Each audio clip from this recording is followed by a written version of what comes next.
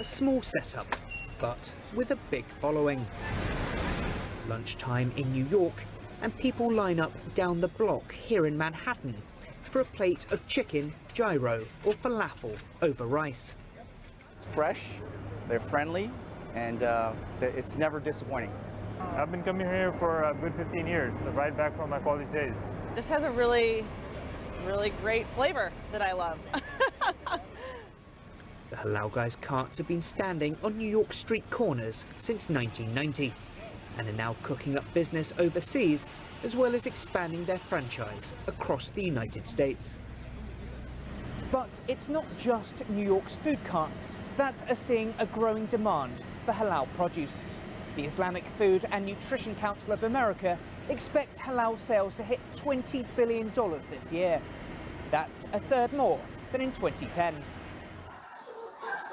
In New York's borough of Queens, Madani Halal has been providing customers with poultry, lamb and goat for over a quarter of a century.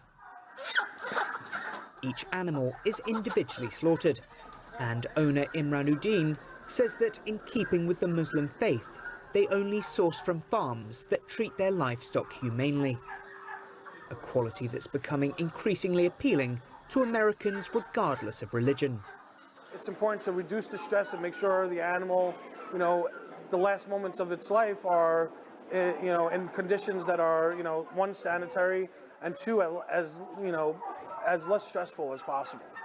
So that's why I order from farms on a daily basis.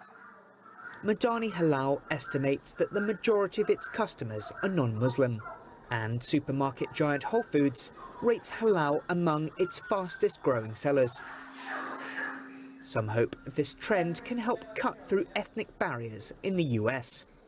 Food is a very nice way of trying to allay fears, so we can hope that some of these butcher shops, food trucks, small restaurants can play a role in normalizing what are scary outsiders to a lot of people.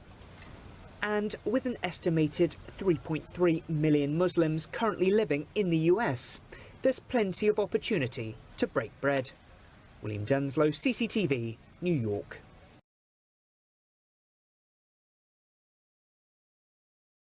Hi everyone. First of all, I would like to thank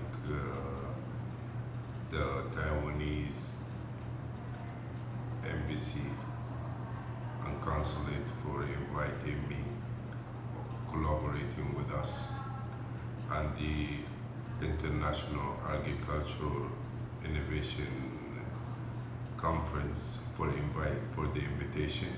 I am very honored to be part of this movement. My name is Fahad S Damanhouri.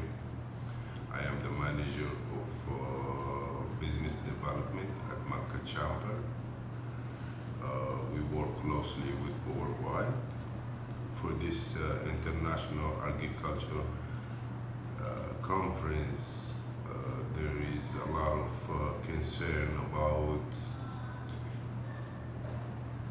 the halal food.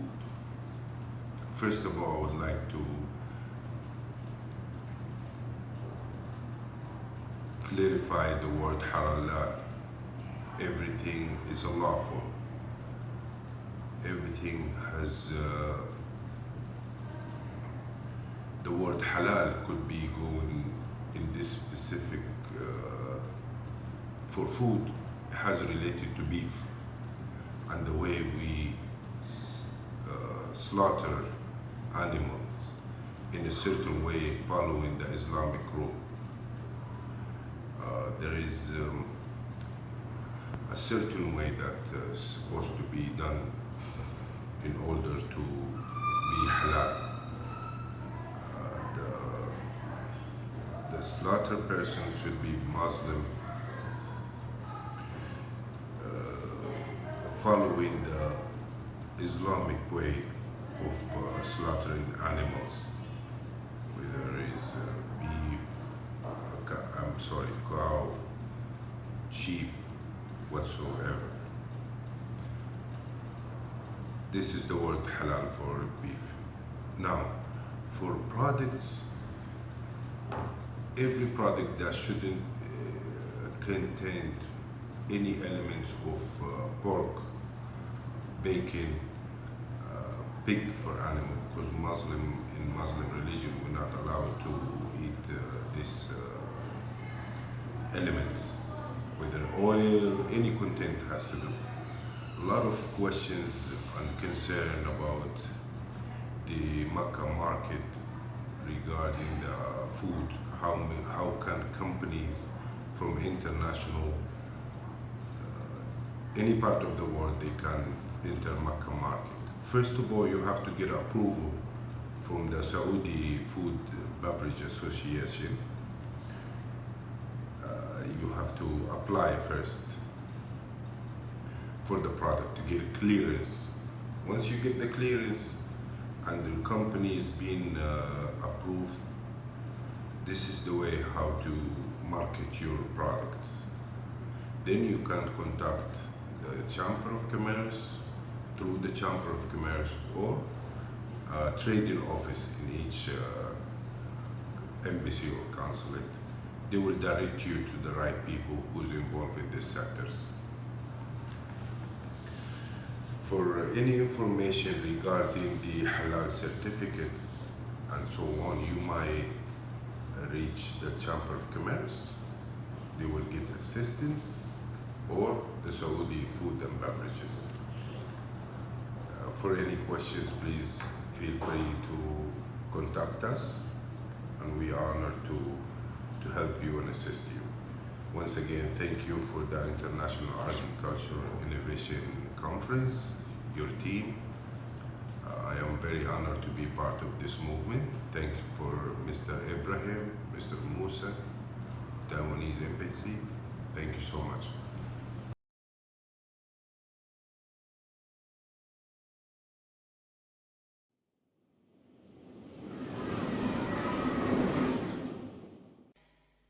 What is halal? People say these people chant their magical slogans on the meat, so when we eat it, we want to be Muslims. That is the most foolish statement I've ever heard. All the creatures have been given life by the Almighty. What gives me the right to take the life of a cow away? I don't have the right. So the Almighty says, well, under certain conditions, you may be granted permission to take that life away in a specific way. So I am not allowed to destroy the creatures of the Almighty for no purpose. I cannot even destroy the ecosystem without purpose. If I want to cut trees down, I need to ask myself, why am I doing it? If there's no purpose for it, leave the tree. It has life of a different nature. You're a Muslim. You need to be at peace with everything else. But yes, if there is a need for firewood or there is a need to clear the path, I may say, in the name of the Almighty, the giver of the life, and I begin to cut that tree. So what about insects? Before you spray your mosquito repellent, that little sound that irritates you, before you spray your doom, you say, in the name of the Almighty, Bismillah, you spray your doom. What happened? They were doomed. But that was for a purpose. You don't just go and destroy. If a reptile is harming you, you may, by the name of the Almighty. You need to take His name because He's the giver of that life. Who are you to take it away? So when it comes to the animals, there are certain animals that are permissible to eat. You cannot just be barbaric. The way you have treated the animal from the point of its birth to the point of its slaughter is extremely important. You need to be completely humane even with animals.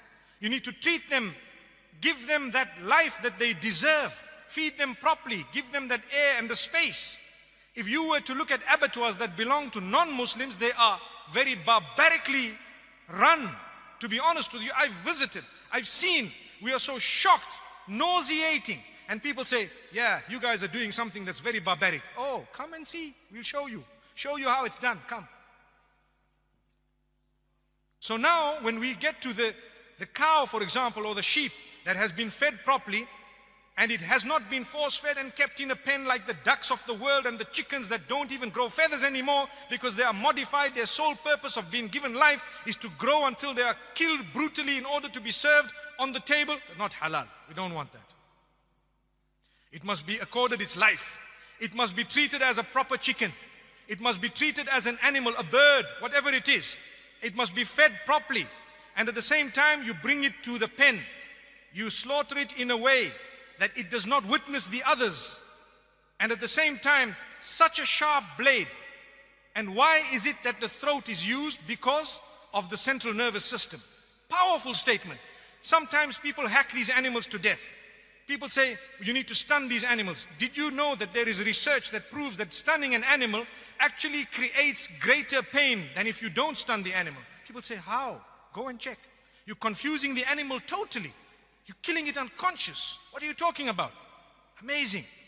If you were to get cut with a blade as you're shaving, you won't even know that you're cut until water goes on it. Why? The razor was very sharp, very sharp. So we are to use a sharp blade, quick slice. When I burn my fingers, what happens? A message goes from the sensory nerves to my brain, central nervous system. It says, you are hurt, lift your hand up. It happens within a split second. But if the central nervous system is ruptured from the jugulars, the pain, the message goes up, it gets stuck there because it cannot go up anymore. Blood system, bloodstream, out. So what happens? It numbs to a halt. That is halal. If you were to slice it, the message will not go from the bottom to the top, nor from the top to the bottom, because the jugulars are gone. Windpipe and food pipe. And you have to take the permission of the giver of that life when you are slaughtering it. If not, we don't want to eat that. You have stolen it from the property of God. Allahu Akbar. How can you just cut an animal? Who are you to take that life away? You need to say, in the name of the giver of the life here, I'm taking this by your permission. Such a humane way, beautiful. That is termed halal. You are taking the life away. And this is the original system of the Jews and the Christians. It is the original system that was taught by all the messengers. Islam adopts it quite strictly, and so does Judaism. And I'd like to think Judaism adopts it even more strictly. Go and study, you will find it. Same system. So why do people pick on halal? It in fact is the most humane way. In fact, it is the way of being protected from horse meat. Allah protect us, yes. And the supervisors will ensure that things are happening. They will tell you, we guarantee you that this thing was done properly. And guess what? It's not a horse, my brother. It is a privilege and honor to eat something that was slaughtered by the name of the giver of the life. To say, only for eating purposes, consumption, we took into consideration every rule that you have put. And we have actually fulfilled everything. So we hope we will now get the blessing of the food that we put into our mouths. If not, I'd rather eat the vegetables. May Allah protect us. Really.